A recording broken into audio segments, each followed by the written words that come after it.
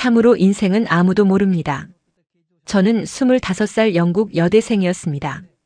런던대에서 한국학을 전공하며 평범한 일상을 살고 있었죠. 그런데 3주간의 통역 알바가 제 인생을 완전히 바꿔놓을 줄 누가 알았겠습니까? 20살 한국 청년과의 짧은 인연, 그리고 저는 만삭의 몸으로 다시 한국행 비행기에 올랐습니다. 놀랍게도 저를 맞이한 건 그 청년이 아닌 70대 할아버지였어요. 군복을 입은 노신사는 제 손을 잡으며 말했습니다. 이 아이는 내 손녀야 라고요. 그날 저는 깨달았습니다. 국적과 나이, 문화를 뛰어넘어 진짜 가족이 된다는 게 뭔지 말이죠. 이건 한 외국인이 강원도 산골 마을에서 진짜 가족을 만난 이야기입니다. 제 뱃속 아기와 함께 찾아간 그곳에서 저는 두 번째 인생을 시작했습니다. 본 영상은 스토리를 재구성한 이야기입니다. 구독과 좋아요는 구독자님께 행운을 드립니다. 저는 지금 인천행 비행기 안에 앉아 있습니다. 좌석 벨트가 배를 누르는 게 불편했어요. 임신 8개월째였으니까요. 옆 좌석 승무원이 걱정스러운 눈빛으로 물었습니다. 괜찮으세요? 출산 예정일이 언제예요? 저는 억지로 미소를 지으며 대답했죠. 2달 남았어요. 의사소견서도 있습니다. 하지만 제 손은 떨리고 있었습니다. 이 선택이 옳은 건지 확신이 서지 않았거든요. 창밖으로 구름이 흘러갔어요. 런던을 떠나 한국으로 가는 이 비행기 안에서 저는 지난 1년을 떠올렸습니다. 2023년 여름 저는 처음 한국 땅을 밟았죠. 서울국제회의에서 3주간 통역 알바를 하기 위해서였습니다. 그때만 해도 이게 제 인생을 바꿀 줄 몰랐어요. 회의장에서 한 청년을 만났거든요. 20살 대학생 강호석이었습니다. 키가 크고 눈빛이 맑은 청년이었어요. 그는 행사자원봉사자로 참여하고 있었죠. 첫 만남은 단순했습니다. 제가 커피를 쏟았고 강호석이 휴지를 건네줬어요. 고맙습니다 라고 말하자 그가 웃으며 대답했죠. 영어 잘하시네요. 저도 영어 배우고 싶은데 알려주실래요? 그렇게 우리는 가까워졌습니다. 3주 동안 매일 만났어요. 회의가 끝나면 서울 거리를 함께 걸었죠. 경복궁도 가고 남산타워에도 올랐습니다. 강호석은 제게 한국을 보여줬어요. 저는 그에게 영어를 가르쳐줬죠. 하지만 우리가 나눈 건 언어 그 이상이었습니다. 밤하늘 아래 한강변에서 강호석이 말했어요. 엘리자, 당신과 함께 있으면 세상이 다르게 보여요. 저도 똑같았습니다. 그와 함께라면 어디든 갈 수 있을 것 같았죠. 마지막 밤 우리는 약속했습니다. 연락하며 지내자고요. 언젠가 다시 만나자고요. 그런데 제가 영국으로 돌아간 뒤 모든 게 달라졌습니다. 강호석에게서 연락이 끊겼거든요. 문자도 전화도 받지 않았어요. 한 달이 지나고 2달이 지났습니다. 그리고 저는 알게 됐죠. 제가 임신했다는 사실을요. 비행기가 흔들렸습니다. 난기류를 만난 거였어요. 저는 배를 쓰다듬으며 중얼거렸습니다. 괜찮아, 우리 곧 아빠를 만날 거야. 하지만 제 가슴 속엔 두려움이 가득했죠. 강호석이 절 받아줄까요? 아니면 외면할까요? 12시간의 비행 끝에 인천공항에 도착했습니다. 입국장을 나서는 순간 저는 멈춰 섰어요. 제 이름이 적힌 팻말을 든 사람이 보였거든요. 하지만 그건 강호석이 아니었습니다. 군복을 입은 노신사가 서 있었습니다. 70대쯤 되어 보이는 분이었어요. 등이 곧고 눈빛이 날카로웠죠. 예비역 군인 특유의 기품이 느껴졌습니다. 그분이 저를 보며 고개를 끄덕였어요. 엘리자 로렌스 씨 맞습니까? 저는 당황해서 대답했습니다. 네, 맞는데요. 강호석은 어디 있나요? 노신사의 표정이 굳어졌어요. 일단 차에 타시죠. 가면서 이야기하겠습니다. 저는 불안했지만 따라갈 수밖에 없었어요. 그분은 자신을 이만수라고 소개했습니다. 강호석의 할아버지였죠. 차는 서울을 벗어나 고속도로를 달렸어요. 어디로 가는 거냐고 물었더니 이만수 할아버지가 짧게 대답했습니다. 강원도 인제군입니다. 우리 집으로 가는 거예요. 3시간을 달려 도착한 곳은 작은 산골 마을이었습니다. 한옥들이 옹기종기 모여 있었어요. 차에서 내리자 산냄새가 코를 찔렀죠. 이만수 할아버지가 짐을 들며 말했습니다. 힘들 텐데 들어가서 쉬세요. 한옥 안은 따뜻했습니다. 아궁이에서 불이 타오르고 있었어요. 방 한쪽에는 이불이 깔려 있었죠. 할아버지가 차를 내오며 말했습니다. 배고프시겠어요? 저녁 준비할 테니 잠깐만 기다리세요. 저는 참을 수 없었어요. 할아버지, 강호석은 어디 있어요? 왜 공항에 안 나왔나요? 이만수 할아버지가 찻잔을 내려놓았습니다. 눈빛이 흔들렸어요. 호석이는 지금 못 옵니다. 사정이 있어요. 무슨 사정이요? 저 임신했어요. 강호석 아기를 가졌다고요. 할아버지의 손이 떨렸습니다. 알고 있습니다. 당신이 보낸 편지 받았어요. 그래서 제가 당신을 모시러 간 겁니다. 저는 소리쳤습니다. 그럼 강호석한테 데려가 주세요. 할아버지는 고개를 저었어요. 지금은 안 됩니다. 일단 여기서 쉬세요. 호석이 일은 제가 책임지겠습니다. 그날 밤 저는 울었습니다. 낯선 한옥에서 혼자 이불을 뒤집어 쓰고 눈물을 흘렸죠. 강호석은 왜 안 나타나는 걸까요? 절버린 걸까요? 새벽에 일어나 창문을 열었습니다. 산 너머로 해가 떠오르고 있었어요. 마을 어귀에서 할아버지가 산책을 하고 있었죠. 군인처럼 똑바른 자세로 걷고 있었습니다. 그 모습을 보며 저는 생각했어요. 이 사람은 왜 절 여기 데려온 걸까요? 아침 식사 때 할아버지가 된장찌개를 끓여줬습니다. 맛있게 드세요. 산모는 잘 먹어야 합니다. 저는 숟가락을 들며 물었어요. 할아버지는 군인이셨나요? 이만수 할아버지가 고개를 끄덕였습니다. 예비역 육군 소장입니다. 40년을 군에서 보냈죠. 지금은 이 마을에서 작은 식당을 운영합니다. 왜 저를 도와주시는 거예요? 할아버지의 눈빛이 부드러워졌어요. 당신은 이제 내 가족이니까요. 그 말에 저는 숟가락을 놓았습니다. 가족이라니요? 저희 아직 결혼도 안 했는데요. 할아버지가 제 손을 잡았습니다. 결혼은 종이 한 장입니다. 진짜 가족은 마음으로 이어지는 거예요. 당신 뱃속 아이는 내 증손주입니다. 그리고 당신은 내 손녀고요. 저는 혼란스러웠습니다. 할아버지의 따뜻함은 진심으로 느껴졌어요. 하지만 강호석이 없다는 사실이 저를 불안하게 만들었죠. 며칠이 지났습니다. 할아버지는 매일 아침 산책을 하고 저녁엔 식당 일을 했어요. 저는 한옥에서 혼자 시간을 보냈죠. 배가 점점 무거워졌습니다. 아기가 자주 발로 찼어요. 어느 날 저녁 할아버지가 돌아와서 말했습니다. 내일 마을 사람들한테 당신 소개하려고요. 다들 궁금해하거든요. 저는 고개를 저었어요. 싫어요. 강호석을 만나기 전엔 아무도 만나고 싶지 않아요. 할아버지가 한숨을 쉬었습니다. 알겠습니다. 당신이 원할 때까지 기다리죠. 하지만 호석이 일은 조금만 더 참아주세요. 왜 말을 안 해주세요? 강호석이 어디 있는지, 왜 연락이 안 되는지요. 할아버지의 눈빛이 흔들렸습니다. 때가 되면 알게 될 겁니다. 지금은 당신과 아기 건강이 먼저예요. 저는 화가 났습니다. 방으로 들어가 문을 닫아버렸죠. 하지만 할아버지를 원망할 수만은 없었어요. 그분은 매일 제게 따뜻한 식사를 챙겨줬거든요. 산모에게 좋다며 미역국도 끓여주고 과일도 깎아줬습니다. 밤마다 아궁이에 불을 지펴 방을 따뜻하게 해줬어요. 어느 날 밤 배가 심하게 아팠습니다. 진통인가 싶어 겁이 났죠. 할아버지를 불렀더니 바로 달려왔습니다. 병원 갈까요? 차 준비할게요. 다행히 곧 통증이 가라앉았어요. 할아버지가 제 이마에 땀을 닦아주며 말했습니다. 놀랐겠어요. 괜찮아요. 제가 여기 있으니까요. 그 순간 저는 깨달았습니다. 이 할아버지는 진심으로 저를 걱정하고 있다는 걸요. 다음 날 아침 저는 용기를 냈습니다. 할아버지, 제가 왜 여기 온 건지 알려드릴게요. 그리고 창밖을 바라보며 지난 1년을 이야기하기 시작했죠. 저는 강호석을 정말 사랑했습니다. 3주라는 짧은 시간이었지만 제 인생에서 가장 행복한 날들이었어요. 함께 웃고 이야기하고 꿈을 나눴죠. 강호석은 군인이 되고 싶다고 했습니다. 나라를 지키는 사람이 되고 싶다고요. 저는 그 꿈을 응원했어요.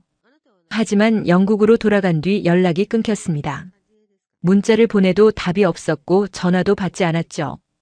2달 뒤 임신을 알았을 때 저는 절망했습니다. 혼자 키울 수도 없었고 부모님께 말할 용기도 없었어요. 그때 강호석이 했던 말이 떠올랐습니다. 우리 할아버지는 강원도에 사세요. 언젠가 소개해드리고 싶어요.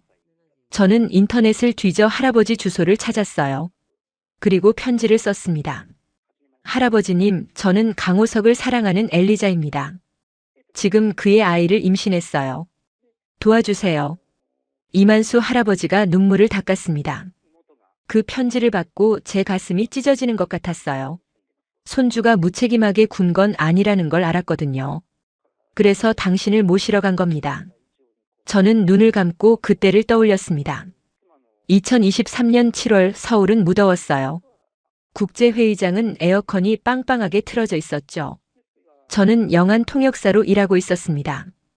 회의 쉬는 시간에 커피를 마시러 갔어요. 그때 누군가 제 어깨를 스쳤고 커피가 쏟아졌죠. 아, 죄송합니다.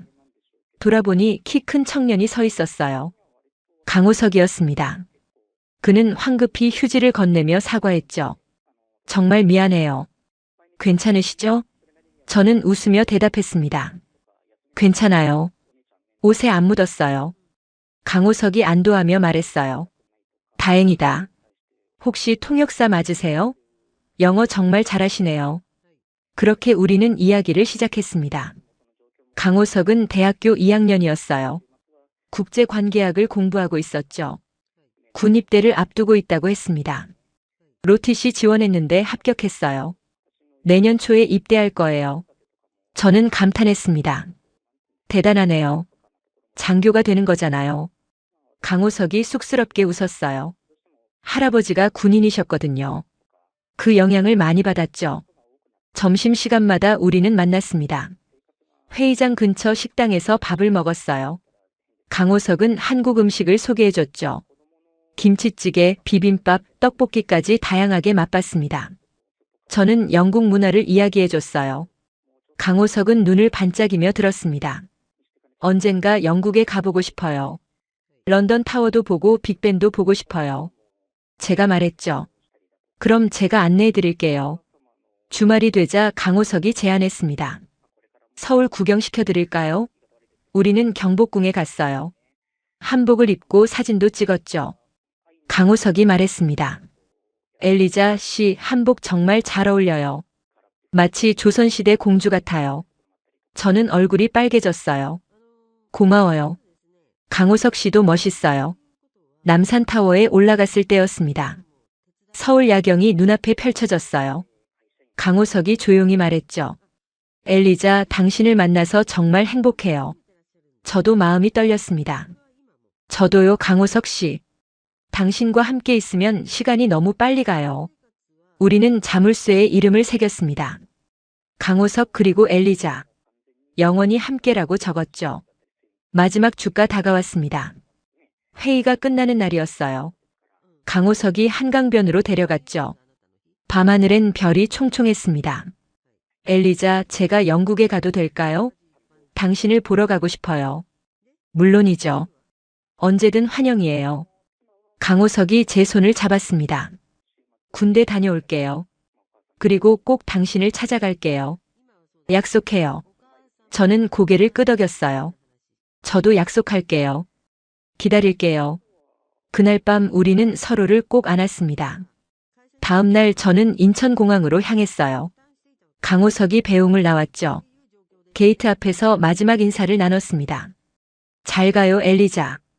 꼭 연락할게요. 잘 있어요, 강호석. 당신도 건강하세요. 하지만 그게 마지막이었습니다.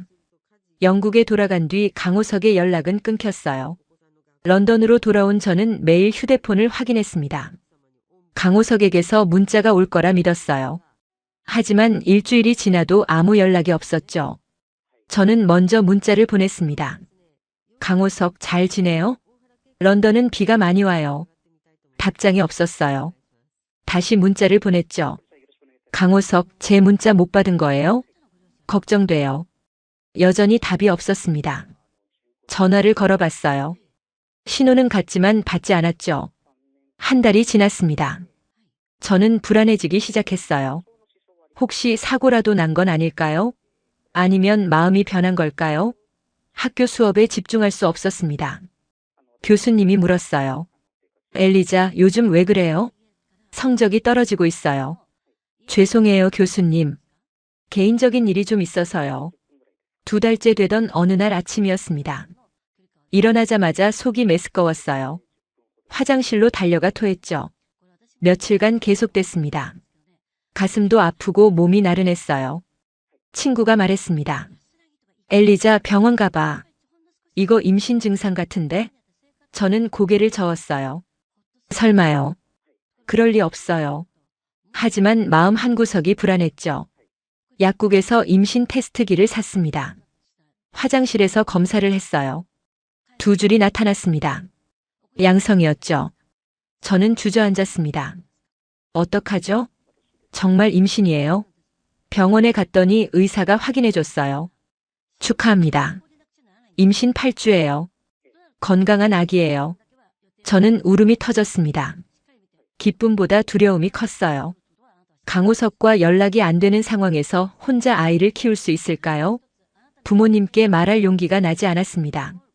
아버지는 엄격한 분이었어요. 결혼도 안 한 딸이 임신했다는 사실을 알면 실망하실 게 분명했죠. 저는 기숙사 방에 틀어박혔습니다. 매일 강호석 소셜미디어를 확인했어요.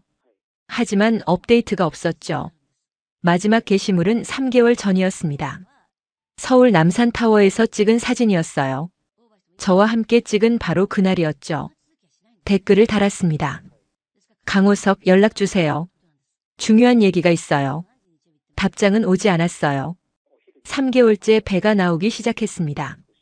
옷으로 가릴 수 없게 됐죠. 친구들이 눈치채기 시작했어요. 엘리자, 너 임신한 거 맞지? 아기 아빠는 누구야? 저는 대답할 수 없었습니다. 그저 고개를 숙일 뿐이었죠. 어느 날 밤 저는 결심했습니다. 강호석을 직접 찾아가야겠다고요. 한국에 가서 대학교를 찾아갈 생각이었어요. 하지만 어떻게 찾아야 할지 막막했습니다. 그때 문득 강호석이 했던 말이 떠올랐어요. 우리 할아버지는 강원도 인제군에 사세요. 식당을 하시죠. 저는 인터넷을 뒤졌습니다. 강원도 인제군 식당 주인 이만수를 검색했어요. 놀랍게도 정보가 나왔죠. 예비역 육군 소장 이만수, 현재 인제군에서 식당 운영.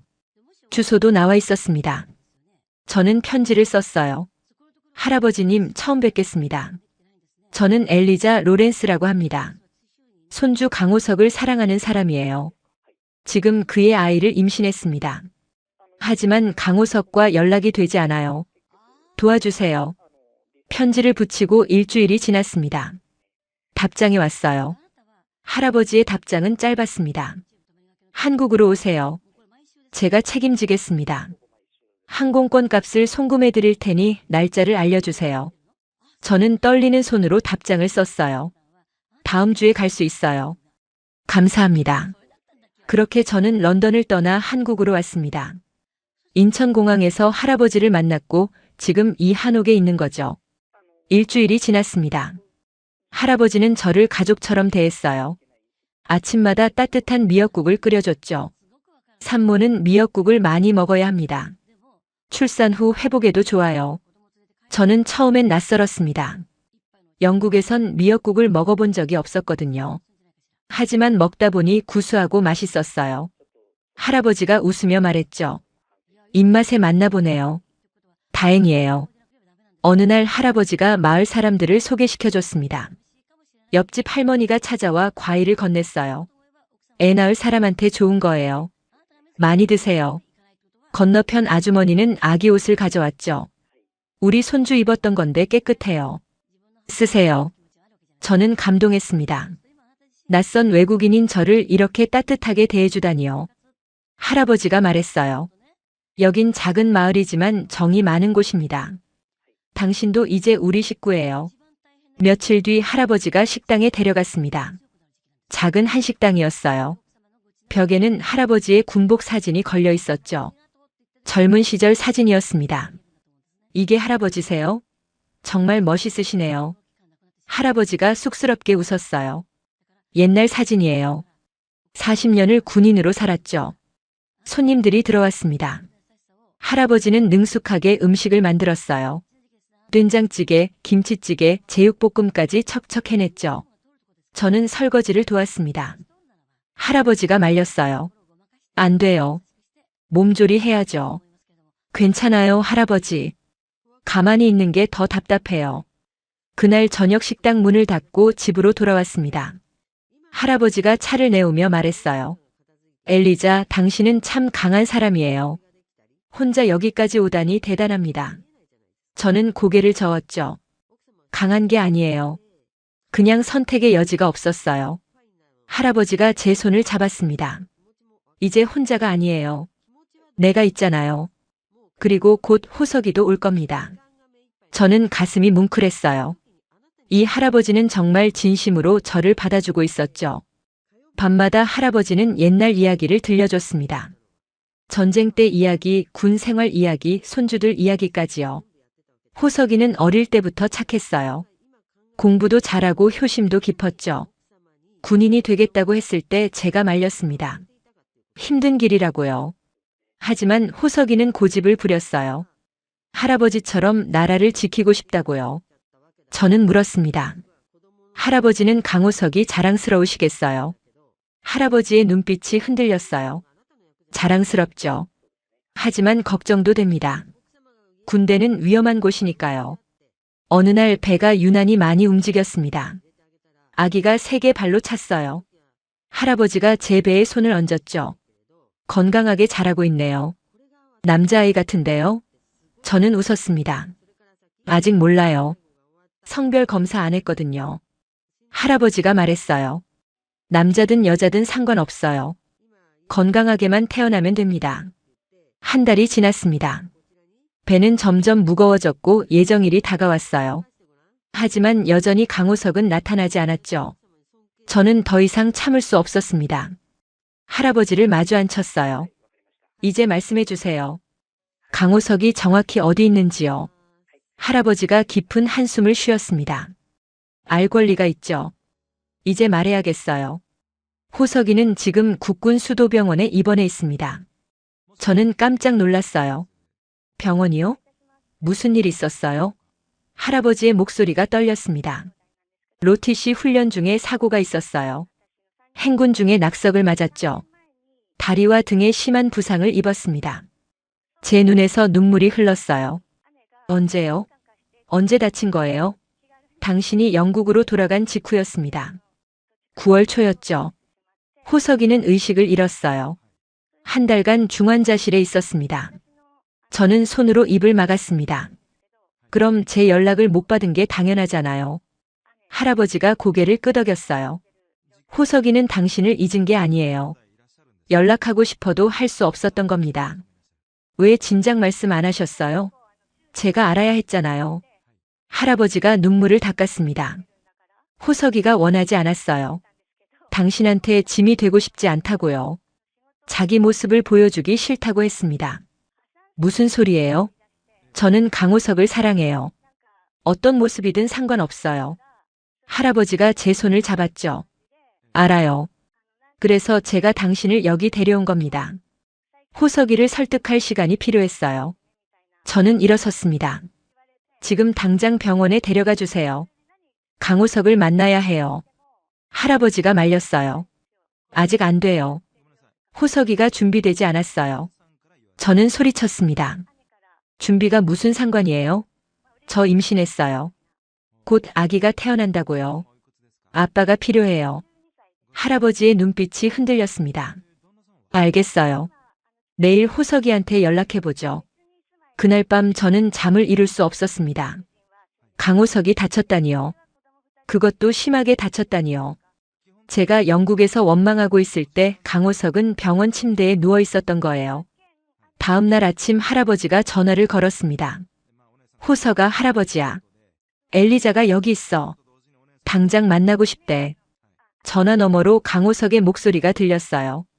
할아버지, 아직은 안 돼요. 제 모습을 보여줄 수 없어요.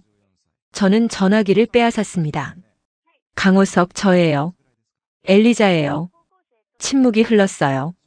그리고 떨리는 목소리가 들렸죠. 엘리자, 미안해요. 연락 못해서 정말 미안해요. 저는 울면서 말했습니다. 괜찮아요. 다친 거 알았어요. 이제 만나요. 당신 보고 싶어요. 강호석이 한숨을 쉬었어요. 제가 많이 변했어요. 예전 모습이 아니에요. 상관없어요. 당신이 강호석이면 그걸로 충분해요. 며칠 뒤 할아버지가 말했습니다. 호석이가 오기로 했어요. 내일 도착할 겁니다. 제 가슴이 두근거렸어요. 드디어 만나는구나. 1년 만에 강호석을 다시 볼 수 있구나. 다음 날 오후였습니다. 한옥마당에 차 한 대가 들어왔어요. 할아버지가 차에서 내렸죠. 그리고 뒷좌석 문이 열렸습니다. 군복을 입은 남자가 내렸어요. 지팡이를 짚고 있었죠. 저는 숨이 멎는 줄 알았습니다. 강호석이었어요. 하지만 제가 기억하던 모습과 달랐죠. 얼굴 한쪽에 화상 자국이 있었습니다. 다리를 절뚝거렸어요. 하지만 눈빛은 여전했습니다. 맑고 따뜻한 그 눈빛이었죠. 강호석이 저를 보며 멈춰 섰어요. 엘리자. 저는 달려가고 싶었습니다. 하지만 배가 무거워 천천히 걸을 수밖에 없었죠. 강호석 앞에 섰습니다. 그리고 그의 얼굴을 만졌어요. 보고 싶었어요. 정말 보고 싶었어요. 강호석의 눈에서 눈물이 흘렀습니다. 미안해요. 연락 못해서 미안해요. 괜찮아요. 이제 만났잖아요. 강호석이 제 배를 보았어요. 손을 뻗어 배를 만졌죠. 우리 아기예요? 네, 우리 아기예요. 당신 아기예요. 강호석이 무릎을 꿇었습니다. 엘리자, 용서해줘요. 제가 무책임했어요. 저는 그를 일으켰어요. 일어나요. 당신 잘못 없어요. 할아버지가 다가와 강호석의 어깨를 두드렸죠. 들어가자. 안에서 이야기하자. 우리는 한옥 안으로 들어갔습니다. 강호석은 지팡이의 의지에 천천히 걸었어요. 앉을 때도 조심스럽게 앉았죠. 저는 물었습니다. 많이 아파요? 강호석이 고개를 저었어요. 이제 괜찮아요. 재활 치료받고 있어요. 의사가 1년 안에 지팡이 없이 걸을 수 있을 거래요. 할아버지가 차를 내왔습니다. 조용히 마시며 서로를 바라봤죠. 강호석이 먼저 입을 열었어요. 사고 이야기할게요. 9월 초였어요. 로티씨 야외 훈련 중이었죠. 산악 행군을 하고 있었습니다. 갑자기 위에서 돌이 굴러떨어졌어요. 피할 시간이 없었죠. 돌에 맞아 쓰러졌습니다. 다리뼈가 부러지고 등에 화상을 입었어요. 헬기로 병원에 실려갔죠. 한 달간 중환자실에 있었습니다. 의식을 찾았을 때 제일 먼저 떠오른 게 당신이었어요. 연락하고 싶었죠. 하지만 할 수 없었습니다. 몸을 움직일 수 없었거든요. 재활 치료가 시작됐어요. 걷는 법부터 다시 배워야 했죠. 그때 할아버지한테 편지가 왔어요. 당신이 임신했다는 내용이었습니다. 저는 충격을 받았습니다. 기쁨과 죄책감이 동시에 밀려왔어요. 당신을 만나고 싶었지만 이 모습을 보여주기 싫었습니다. 할아버지가 설득했어요. 엘리자는 당신을 기다린다고요. 모습이 중요한 게 아니라고요. 그래서 용기를 냈습니다. 오늘 여기 온 거예요. 저는 강호석의 손을 잡았습니다. 고마워요. 도와줘서 고마워요. 강호석이 웃었어요. 제가 고맙죠. 저를 용서해줘서요. 그날 저녁 우리는 함께 식사를 했습니다. 할아버지가 준비한 된장찌개와 김치였어요. 강호석이 밥을 먹으며 말했죠. 할아버지 음식이 제일 맛있어요. 며칠이 지났습니다. 강호석은 한옥에 머물렀어요. 매일 아침 재활 운동을 했죠. 마당을 천천히 걸었습니다. 처음엔 지팡이에 의지했지만 점점 나아지고 있었어요. 저는 옆에서 지켜봤습니다. 힘들면 쉬어요. 무리하지 마요. 강호석이 웃으며 대답했죠. 괜찮아요. 아기 태어나기 전에 건강해지고 싶어요. 할아버지는 우리를 따뜻하게 지켜봤습니다. 보기 좋네요. 진짜 가족 같아요. 어느 날 저녁 강호석이 제 손을 잡았습니다. 엘리자, 결혼해 줄래요? 저는 깜짝 놀랐어요. 갑자기요? 강호석이 진지하게 말했죠. 갑작스럽지 않아요. 1년 전부터 생각했어요. 당신과 평생 함께하고 싶다고요. 하지만 당신 군인이잖아요. 복무 기간이 남았을 텐데요. 강호석이 고개를 끄덕였습니다. 맞아요. 2년 반 남았어요. 하지만 결혼은 할 수 있어요. 군인도 가정을 꾸릴 수 있거든요. 저는 망설였습니다. 제 부모님은 어떡하죠? 아직 말씀 안 드렸어요. 강호석의 표정이 굳었어요. 반대하실 것 같아요? 아마도요. 결혼도 안 하고 임신했으니까요. 강호석이 제 손을 꽉 잡았습니다. 제가 설득할게요. 영국에 가서 인사드리겠어요. 할아버지가 끼어들었어요. 나도 함께 가마. 내가 책임지고 허락받아 오겠네. 저는 눈물이 났습니다. 두 사람 모두 저를 위해 이렇게까지 해주다니요. 며칠 뒤 배가 아프기 시작했습니다. 진통이었어요. 할아버지가 급히 병원에 데려갔죠. 의사가 말했습니다. 곧 출산할 것 같아요. 진통이 점점 강해졌습니다. 강호석이 제 손을 잡았어요. 힘내요, 엘리자. 조금만 참아요. 저는 악을 쓰며 힘을 줬습니다. 아파요. 정말 아파요. 괜찮아요. 곧 끝나요. 우리 아기 곧 만나요. 몇 시간이 지났습니다. 그리고 드디어 아기 울음소리가 들렸어요. 으앙, 으앙. 의사가 아기를 안아 올렸습니다. 축하합니다. 건강한 여자아이예요. 저는 기진맥진했지만 웃음이 났어요. 딸이에요. 우리 딸이에요. 강호석이 눈물을 흘리며 아기를 받아 안았습니다. 예쁘다. 정말 예뻐요. 할아버지도 눈물을 닦았죠. 증손녀가 생겼네. 내 증손녀야. 병실로 옮겨졌습니다. 아기를 품에 안고 있으니 행복했어요. 강호석이 물었습니다. 이름 뭐라고 지을까요? 저는 생각하다 말했어요. 하윤이 어때요? 하늘의 선물이라는 뜻이에요. 강호석이 웃었습니다. 좋아요. 하윤이네요. 우리 딸 하윤이. 할아버지가 하윤이를 안아봤어요. 할아버지 손에 작은 손이 쥐어졌죠. 할아버지가 중얼거렸습니다. 이 애가 날 다시 살게 했네. 며칠 뒤 퇴원했습니다. 한옥으로 돌아왔어요. 마을 사람들이 찾아와 축하해줬죠. 아기 정말 예쁘네요. 복스럽게 생겼어요. 옆집 할머니가 미역국을 끓여줬습니다. 산모는 이거 먹어야 해요. 강호석은 매일 하윤이를 돌봤어요. 기저귀도 갈고 우유도 먹였죠. 서툴렀지만 열심히 했습니다. 엘리자, 이렇게 하는 거 맞아요? 저는 웃으며 대답했어요. 잘하고 있어요. 완벽해요. 하윤이가 태어난 지 한 달이 지났습니다. 아기는 건강하게 자라고 있었어요. 통통한 볼과 까만 눈동자가 사랑스러웠죠. 할아버지는 하윤이를 무척 아꼈습니다. 매일 아침 안아주고 자장가를 불러줬어요. 우리 하윤이, 예쁜 하윤이. 할아버지 자랑이네. 강호석은 재활치료에 더욱 열심히 매진했습니다. 지팡이 없이 걷는 연습을 했어요. 넘어져도 다시 일어났죠. 하윤이한테 멋진 아빠 모습 보여주고 싶어요. 저는 그런 강호석을 응원했습니다. 잘하고 있어요. 조금씩 나아지고 있어요. 어느 날 강호석이 제안했어요. 하윤이 100일 때 영국 가요. 부모님께 인사드리고 싶어요. 저는 긴장됐습니다. 부모님이 받아주실까요? 강호석이 손을 잡았죠. 제가 최선을 다할게요. 당신과 하윤이를 지킬게요. 할아버지도 거들었습니다. 나도 같이 가마. 군복 입고 가서 제대로 인사드리겠네. 저는 웃음이 났어요. 할아버지까지 가실 필요 없어요. 할아버지가 고개를 저었습니다. 있어요. 내 증손녀인데 당연히 가야죠. 그렇게 우리는 영국행을 준비했습니다. 하윤이 여권도 만들고 비행기 표도 예매했어요. 출발 전날 밤이었습니다. 저는 부모님께 이메일을 보냈죠. 엄마, 아빠, 중요한 이야기가 있어요. 내일 집에 갈게요. 다음 날 우리는 인천공항으로 향했습니다. 할아버지, 강호석, 하윤이 그리고 저까지 넷이서였어요. 비행기 안에서 하윤이가 울었습니다.